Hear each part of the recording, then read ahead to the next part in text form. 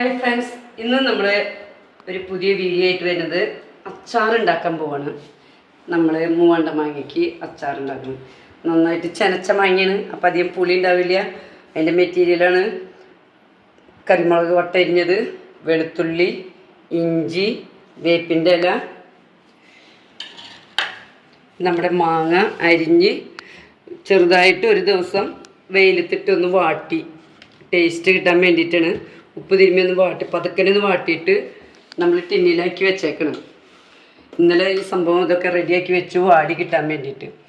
അപ്പം നമ്മളിനി അച്ചാറുണ്ടാക്കുമ്പോൾ നമ്മൾ അച്ചാറുണ്ടാക്കുന്നത് ഓയിലാണ്, വെളിച്ചെണ്ണയിൽ വെച്ചാൽ കാറും. അപ്പം നമ്മൾ ഓയിലാണ് ഇത് ഉണ്ടാക്കണേ. കടുക് ഇടണം, ഒരു 2 ടീസ്പൂൺ കടുക് ഇടണുണ്ട്. അതിലേക്ക് നമ്മൾ ഇഞ്ചി ഇടണം. അധികം ഇഞ്ചിയൊക്കെ എടുത്തിട്ടുണ്ട്, മാങ്ങ ഇച്ചിരി താനിയുണ്ട്. ഇഞ്ചി, പച്ചമുളക്, കറിമുളക് അരിഞ്ഞത്, വെളുത്തുള്ളി 2 കീറിയതാണ്. കാരണം ടേസ്റ്റ് കിട്ടും കീറിയിട്ടുണ്ടെങ്കിൽ.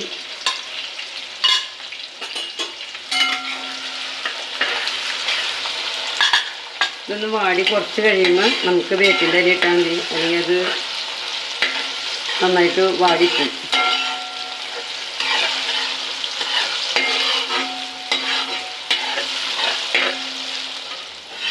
നമ്മൾ എരിവ് ഇച്ചിരി അത്യാവശ്യം ഉണ്ടെന്ന് തോന്നണമെങ്കിൽ തന്നെ ഇതിൽ നിന്നൊരു മുളക് ഓരോന്നെടുക്കാം. ഇത് കണ്ട നല്ല വെള്ളക്കാന്താരിയാണ് നമ്മൾ ഇട്ടിരിക്കുന്നത്. ഇടയ്ക്കൊന്ന് കടിക്കണമെങ്കിൽ നമുക്ക് പല രീതിയിലും അച്ചാറുണ്ടാക്കട്ടെ.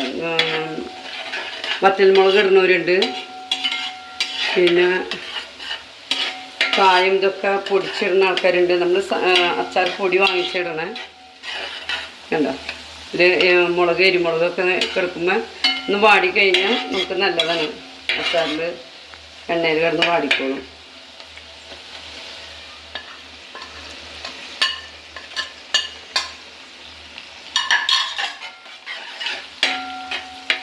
വേപ്പിൻ്റെ ഇല ലാസ്റ്റ് ഇട്ടാൽ മതി, അതിൻ്റെ ടേസ്റ്റ് പോകാതിരിക്കാൻ വേണ്ടിയിട്ടാണ്. നമ്മൾ ഏത് കറി വയ്ക്കണമെങ്കിലും വേപ്പിൻ്റെ ഇല, ഇഞ്ചി, പച്ചമുളക്, സവാളയുടെ ഒപ്പത്തിനൊപ്പം ഇടരുത്, ഒരിക്കലും ഇടരുത്.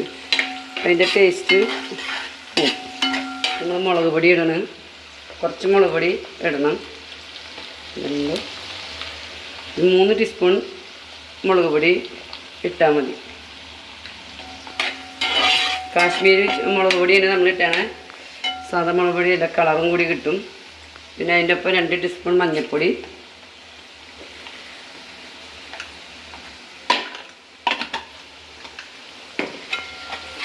മറ്റേ മുളക് പൊടിക്ക് ഇത്രയും കളർ കിട്ടില്ല. ഇനി നമ്മൾ അച്ചാർ പൊടി ഇടണം.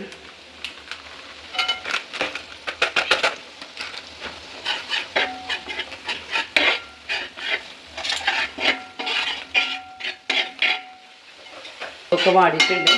നമ്മൾ ഈ മാങ്ങഞ്ഞി അങ്ങോട്ട് ഇടണം.